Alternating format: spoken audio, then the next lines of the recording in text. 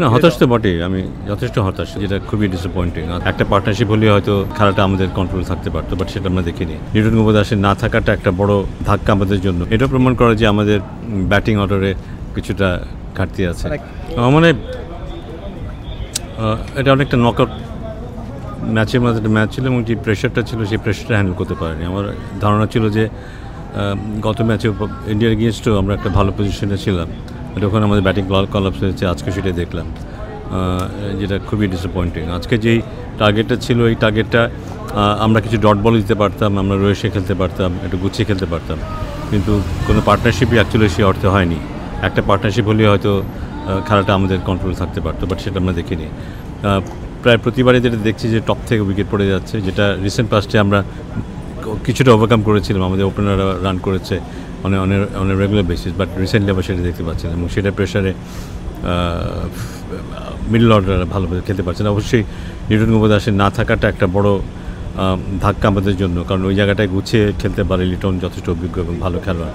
তার না থাকাটাও দলের ব্যালেন্সটাকে কিছুটা ক্ষতিগ্রস্ত করেছে। বাট হ্যাভিং সেড দ্যাট, আমার মনে হয় যে 137 রান না করার কোনো কারণই ছিল না। আমরা একটু গুছিয়ে খেলতে পারলে এটা সব করা সম্ভব ছিল। স্যার, আপনি দল থেকে দূরে ছিলেন, তারপর যদি বলি আসলে ব্যাটিং অর্ডারে এমন ওলট পালট পরিবর্তন আপনি দেখেছেন, মেহেদিকে আগে এগিয়ে আনা বা সোয়ানকে এগিয়ে আনা, এটা আসলে কেন হলো? আসলে এটা আমাদের দলের স্ট্রেংথ দেখলে বোঝা যায়। মেহেদিকে আনার কারণ হচ্ছে যে নিচে যে ব্যাটসম্যানগুলো আছে তাদেরকে প্রোটেকশন দেওয়া, কারণ ওরা কমফোর্টেবল ফিল করে আর একটু নিচে ব্যাটিং করতে।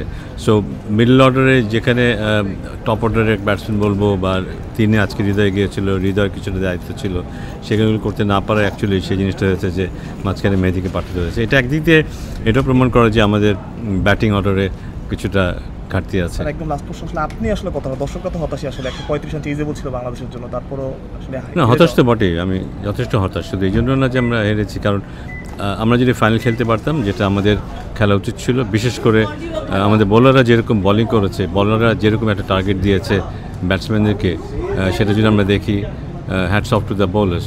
বাট আমার এটা আমরা জিততে পারলে, যদি ফাইনাল খেলতে পারতাম, এটা আমাদের ওভারঅল ক্রিকেটটাকেই হয়তো আরও সাহসী করতো, আরও সমৃদ্ধ করতো, এবং সেটা আমাদের ক্রিকেটটাকে আরও এগিয়ে নেওয়ার ক্ষেত্রে খুব ভালো কাজে আসতে পারতো।